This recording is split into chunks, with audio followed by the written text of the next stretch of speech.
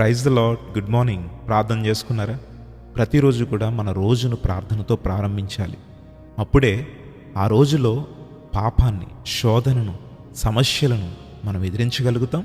దాని మీద జయాన్ని మనం పొందుకోగలుగుతాం.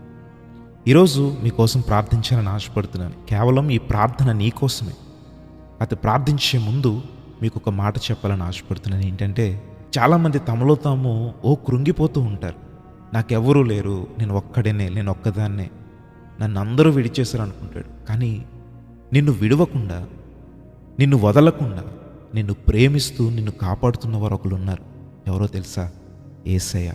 శాశ్వతమైన ప్రేమతో నేను ప్రేమిస్తున్నాను, నేను నిన్ను విడువను, నిన్ను ఎడబాయను అని నీవు ఏ పరిస్థితుల్లో ఉన్నా, నీవు ఎప్పుడు మొరపెట్టినా నీ మొరను వింటూ, నీ తోడుగా ఉంటూ, నీ శత్రువుల మీద ఆయన నీకు విజయాన్నిస్తూ నిన్ను కాచి కాపాడుతున్న దేవుడు.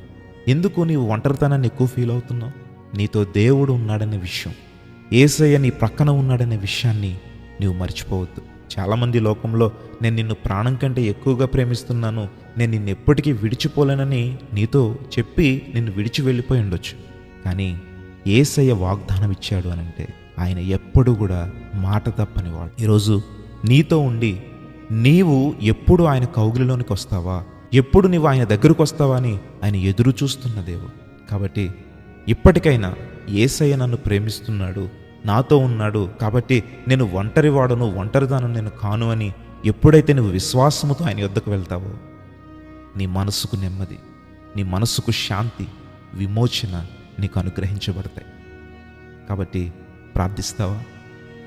మహోన్నతుడా, పరిశుద్ధుడా, గొప్ప మాటలతో మమ్మల్ని బలపరిచావు.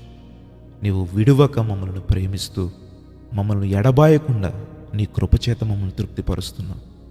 దేవా, ఈ రోజంతటిలో కూడా మాకు విజయాన్ని ఇవ్వండి. నీ మాటలతో బలపరిచావు. ఈ బలముతో నైనా నీ మాటలతో మేము శోధనను ఎదిరించాలి, సాతాన్ని ఎదిరించాలి. యేసు నామములో ఇప్పుడే మాకు విజయమును అనుగ్రహించమని అడుగుతూ ఉన్నాం.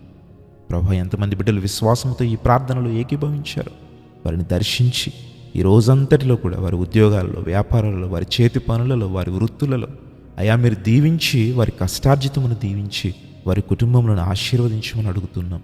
ఎగ్జామ్స్కి వెళ్ళే బిడ్డలను దీవించండి. మంచిగా ఎగ్జామ్స్ రాసి ప్రభువా ఉత్తీర్ణత సాధించినట్లుగా సహాయం చేయండి. అనారోగ్యంగా ఉన్న వారికి స్వస్థత, ఆర్థిక ఇబ్బందులతో ఉన్నవారికి విడుదల. ప్రభువా, ఇంకా ఎవరెవరు ఏ ఏ సమస్యలను బట్టి నీ సన్నిధిలో మొరపెడుతున్నారో ఇప్పుడే సమాధానము దయచేయమని, ఈ రోజంతటిలో క్షేమము, భద్రత దయచేయమని యేసు నామములో అడుగుచున్నాము తండ్రి. ఆమేన్.